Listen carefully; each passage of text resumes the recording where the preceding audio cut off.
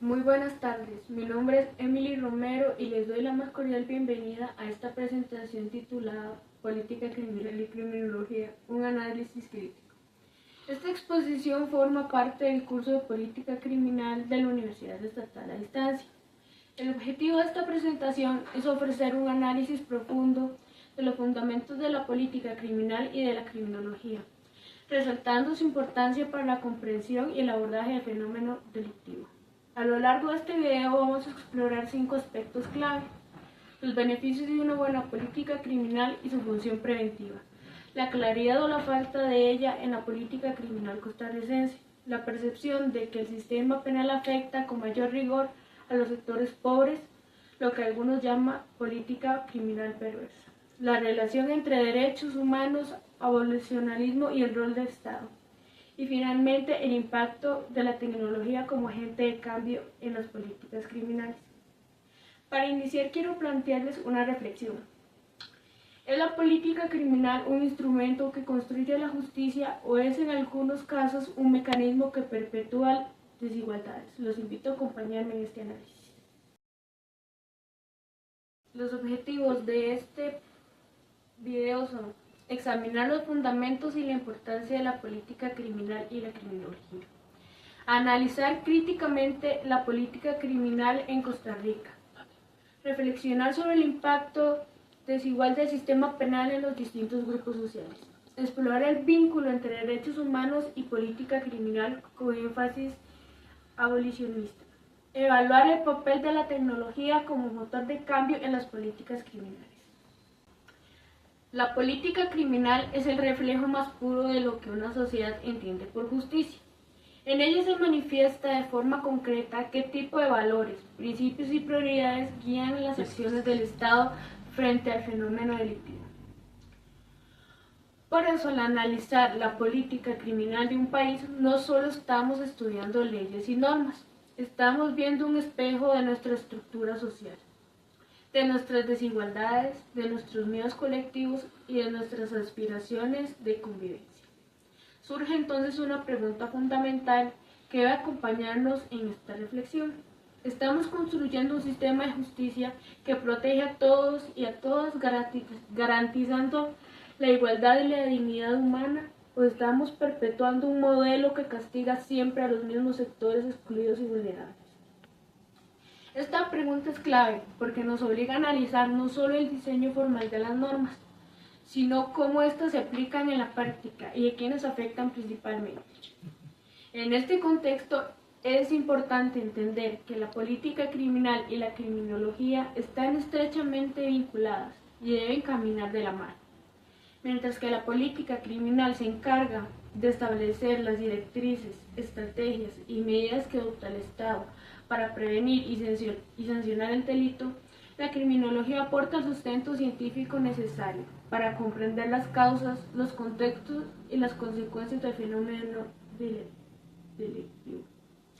Sin esta articulación entre el diseño de las políticas y el conocimiento científico, corremos el riesgo de construir sistemas que respondan más al impulso y al temor que a las soluciones verdaderas, eficaces y justas. Por eso este análisis no solo es académico, sino es un ejercicio de responsabilidad ciudadana y profesional. Ahora, una pregunta muy importante. ¿Cuáles son los beneficios de una buena política criminal? La prevención de la criminalidad como fin específico.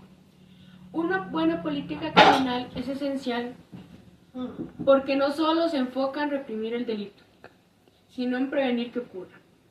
Entre sus principales beneficios podemos destacar: promueve la seguridad ciudadana al reducir las oportunidades para delinquir mediante intervenciones estructurales. Fortalece el Estado de Derecho porque aplica las normas de forma justa, proporcional y sin discriminación.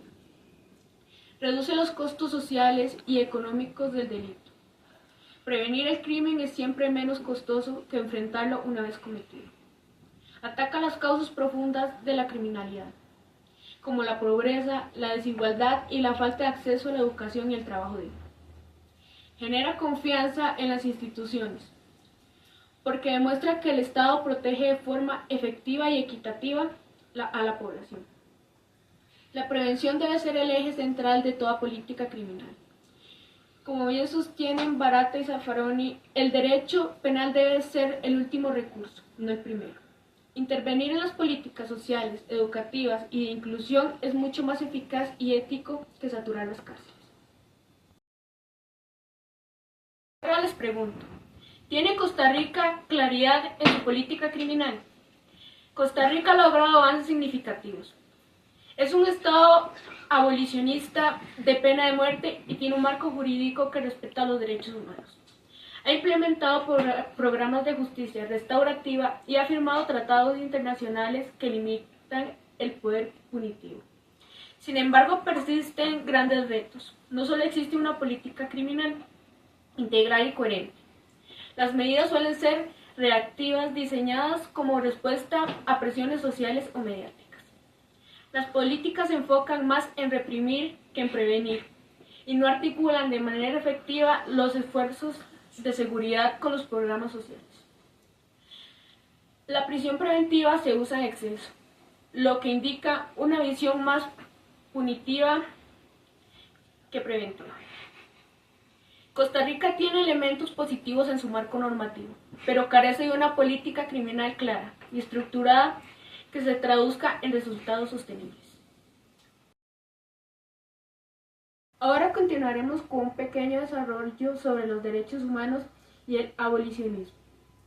El rol del Estado es fundamental. Debe garantizar que la política criminal respete la dignidad humana y los derechos fundamentales. Costa Rica ha dado pasos importantes. Abolió la pena de muerte en 1877, prohíbe la tortura y los tratos crueles, inhumanos o degradantes, rechaza las penas corporales. No obstante, el desafío sigue siendo evitar que el sistema penal en su funcionamiento cotidiano genere violaciones de derechos, como ocurre con el hacinamiento carcelario, que convierte la prisión en un castigo degradante. La prisión preventiva usada como pena anticipada, la desigualdad en el acceso a una defensa técnica de calidad. El abolicionismo no solo se refiere a suprimir las penas inhumanas en el papel, sino a construir un sistema penal que no deshumanice ni siquiera bajo las formas legales. Para ustedes, ¿qué es la política criminal perversa? Ahora hablaremos un poco de ella. Se habla de política criminal perversa cuando el sistema penal actúa con dureza sobre los sectores vulnerables, mientras es laxo o incluso indiferente frente a los delitos de los poderosos. Esto ocurre porque los delitos cometidos por las élites económicas y las políticas, como la corrupción o los fraudes millonarios, rara vez terminan en condenas efectivas. En cambio, los delitos menores asociados a la pobreza o a la exclusión son los que llenan las cárceles. Estas estadísticas muestran que la población penitenciaria en Costa Rica es en su mayoría pobre, de baja escolaridad y excluida del mercado formal. El derecho penal, como advierte Zaffaroni, históricamente ha protegido el orden social y económico establecido, y esto fuerza un sistema selectivo que castiga a los de siempre y deja impunes a los poderosos. La tecnología como agente de cambio. La tecnología ha transformado la política criminal de forma profunda. Permite el uso de Big Data y algoritmos para el análisis criminal y la prevención predictiva. Mejora la cooperación internacional en la lucha contra el crimen organizado, gracias a bases de datos compartidas y sistemas de alerta. Facilita la vigilancia de los espacios públicos mediante cámaras y dispositivos inteligentes. Esto tiene beneficios claros, se puede actuar de forma más eficiente, rápida y focalizada, pero también implica riesgos. Pérdida de privacidad y libertades individuales. Posibilidad de que los sesgos discriminatorios se trasladen a los algoritmos, reforzando prácticas injustas. Incremento del poder de control del Estado sin los debidos límites éticos y jurídicos. Por ello, el uso de la tecnología debe estar siempre acompañado de regulaciones que garanticen el respeto a los derechos humanos y la transparencia en su aplicación. En conclusión de este tema, podemos decir que la política criminal debe ser, ante todo, un instrumento de justicia al servicio de la sociedad y no una herramienta que perpetúe desigualdades o refuerce sistemas de exclusión. Esto implica que las decisiones en materia penal y de seguridad no pueden fundamentarse únicamente en el castigo o en respuestas reactivas a la presión social o mediática. Por el contrario, deben basarse en evidencia científica, en estudios serios sobre las causas del delito y en la implementación de políticas integrales que prioricen la prevención, la inclusión social y la rehabilitación. Exigimos políticas criminales que garanticen la equidad y que sean sensibles a las realidades de los distintos grupos sociales. Un sistema de justicia verdaderamente democrático que debe eliminar todo tipo de discriminación, especialmente aquella que recae sobre los sectores vulnerables y de la población, quienes históricamente han sido los principales destinatarios del castigo penal. Además del uso de la tecnología en las políticas criminales debe ser guiado por principios éticos claros y por un marco legal que proteja los derechos y libertades fundamentales. Si bien la tecnología puede ser un aliado poderoso en la prevención y en el combate del delito, también puede convertirse en un medio de control desmedido y en una fuente de nuevas formas de discriminación y exclusión, si no se regula adecuadamente. En definitiva, la política criminal que queremos y debemos promover es aquella que construye seguridad con justicia, que fortalece el Estado de Derecho y que contribuye a la construcción de una sociedad digna, inclusiva y solidaria para todos y todas. Para finalizar esta presentación, quiero recalcar que la política criminal debe ser, ante todo, un instrumento al servicio de la justicia y el respeto a los derechos humanos, y no un mecanismo que perpetúe desigualdades o refuerce sistemas de exclusión. Hemos visto cómo una buena política criminal no solo debe enfocarse en el castigo, sino que debe priorizar la prevención mediante políticas sociales inclusivas y sostenibles. También hemos analizado cómo Costa Rica, si bien ha avanzado en materia de derechos humanos, todavía enfrenta desafíos en la construcción de una política criminal integral y coherente.